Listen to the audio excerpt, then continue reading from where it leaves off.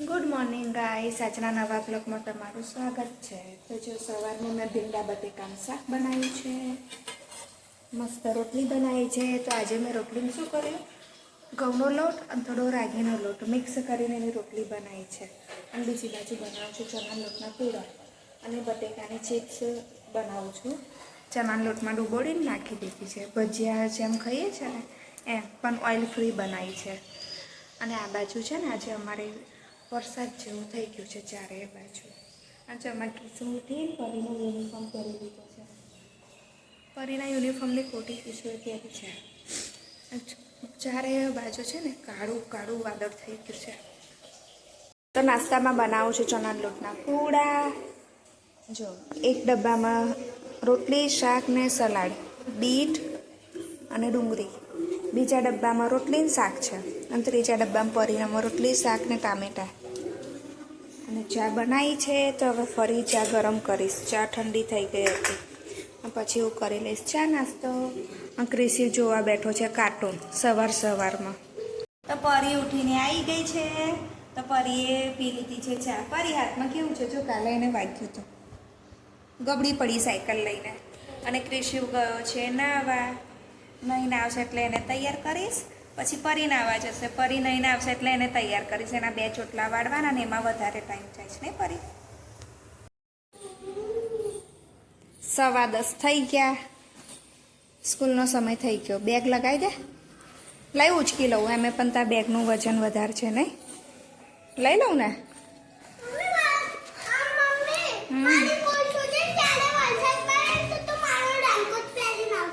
તારો રેનકોટ પહેરીને આવું તો તારો રેનકોટ મને થોડો આવી રહે ના, આવી રહે। ચલો લિફ્ટ આવી ગઈ।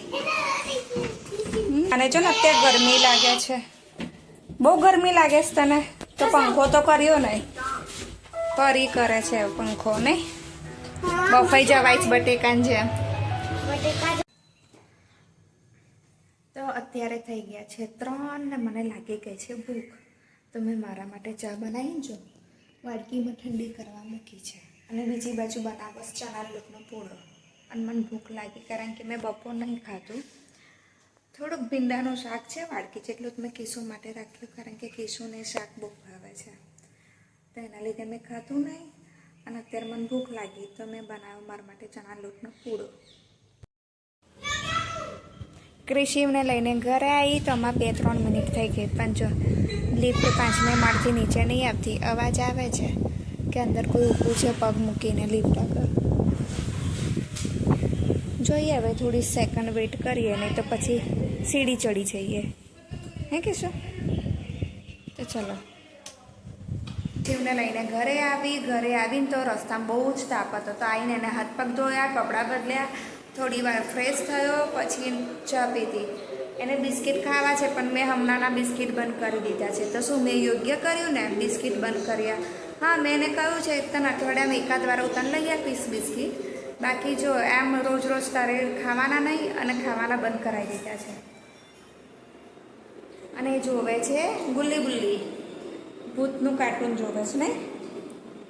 અને ક્રિશિવ જો કેટલો આરામથી ટીવી જોવે છે। હું એને કહું છું કે તું સૂઈ જા, હું પરીને લઈને આવું છું, મારે પરીને લેવા જવાનો ટાઈમ થયો છે, તો કે ના મમ્મી હું પણ સાથે આવીશ। અને ગાઈસ બહાર તો એટલો બધો તડકો છે ને, આપણી ચામડી આમ બળે એટલો બધો તડકો છે, અને સાંભળવા તૈયાર નથી। અને એને જો હજુ તો બંડી જ પહેરી છે, ટી શર્ટ નહીં પહેરી। પરી અને ક્રિશિવ બંને જણ ખાય છે કેરી, ઝઘડે છે। આપને બેટા સાઈડમાંથી, પણ તને એવું કીધું કે હું સાઈડમાંથી તને કરી આપો છે, સાઈડમાંથી બીજી બાજુથી તેમ ખવડાવી દે ને થોડુંક।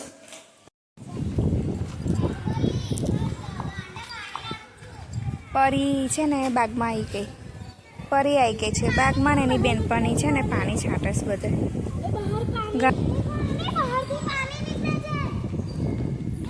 એવું તો પરી નીકળે જ છે થોડું થોડું। જો કિસુ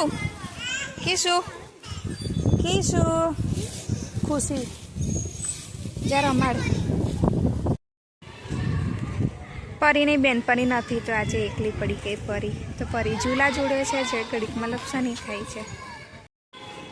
6 મારશે ના વાગી 6 આજે. તો ગાય સાંજના 7:15 થયા છે અને મેં આજે વઘારેલી ખીચડી બનાવી છે મિક્સ દાળની અને ઉપર બધી છે ને સોયાબીન નાખી છે. સોયાબીનવાળી વઘારેલી ખીચડી. અને આ સવારની 5-6 રોટલી વધી હતી તો એ મેં કોરી વઘારી નાખી છે. ઠંડી પડશે એટલે આ ડબ્બામાં ભરી દઈશ. તો આ અમારે સવારનો નાસ્તો પણ બની જશે. અત્યારે ક્રિશુ જોવે છે વિડીયો ટીવીમાં અને પરી ખબર નહીં શું શોધે છે. શું શોધે છે તું? તો ટિફિન બેગ આની અંદર છે. આ રહી. તો એમાં પાછો ભરી દઈશ ડબ્બો. વઘારેલી ખીચડી બને ત્યાં સુધી દહીં છે તો દહીંની છાશ બનાવી દઈશ. એટલે વઘારેલી ખીચડી અને છાશ.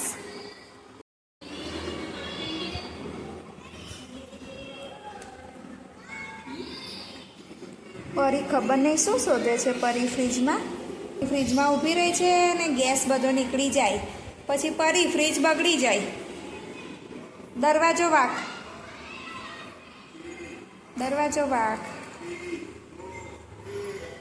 અને આ જો અમારા શહેનશાહ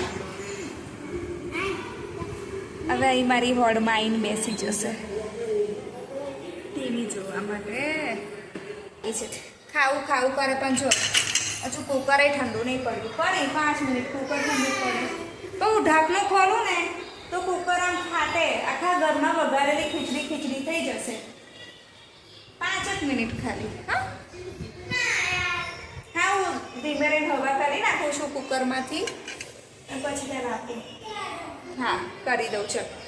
પરીને એટલી બધી ભૂખ લાગી હતી ને તો પરી એટલી ઉતાવળ કરે તો મેં સીટીની હવા કાઢી નાખી કુકરમાંથી અને પછી જો ઠંડુ નહીં થવા દેતી. અને એમાં છાશ રેડી. એને છાશવાળી વધારે ભાવે નહીં પરી? આ તો બહુ જ મસ્ત લાગે એવી ખીચડી. કીશું તો ખાવું બેટા? કાઢી લાવું? નહીં ખાવું? પરી કેવી બનાવી છે? પરીને 2 વાર કહીએ ને ત્યારે 1 વાર સાંભળે ને. ટીવી જોવામાં વ્યસ્ત થઈ ગઈ છે. ક્રિશિવનો ભાઈબંધ આવી ગયો છે જયું. તો બંને જણ રમે છે બોલ ઘરમાં અને પરી રમે છે ફૂલ રેકેટ. એકલી રમે છે. ના ક્રિશિવ છે ને ફ્રીજમાં મારે છે, દિવાલે મારે છે. પણ જો ટીવીમાં વાગ્યું ને તો તને આજે સાલમ પાક પડવાનો છે. સાલમ પાક. કાલે મેથી પાક પડ્યો તો ને તારે ખાવો છે સાલમ પાક? કાલે મેથી પાક પડ્યો તો કિશુને કાલે મેથી પાક પડ્યો તો અને આજે સાલમ પાક મળશે. તારે ખાવાની ઈચ્છા છે સાલમ પાક? તો પછી બેસીને રમો. હા બેસીને. જયું સમજે છે ને તું કેમ નથી સમજતો?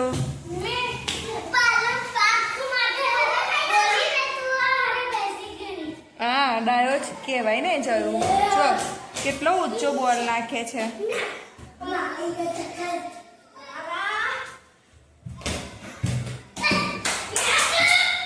ધીમે ધીમે રમો. ધીમે.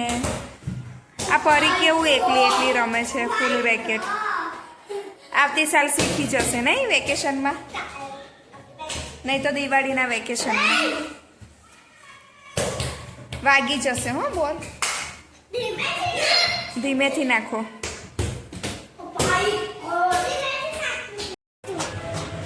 અમે લોકોએ ખાઈ લીધું છે ને જઈએ છીએ નીચે. તો પરી જો લિફ્ટમાં નીચે બેસી જાય. ક્રિશિવે એની લીધી છે સાયકલ. તો મને કે મમ્મી તું સાયકલ પર બેસી જાય. બેસાય? નાની સાયકલ શું થાય?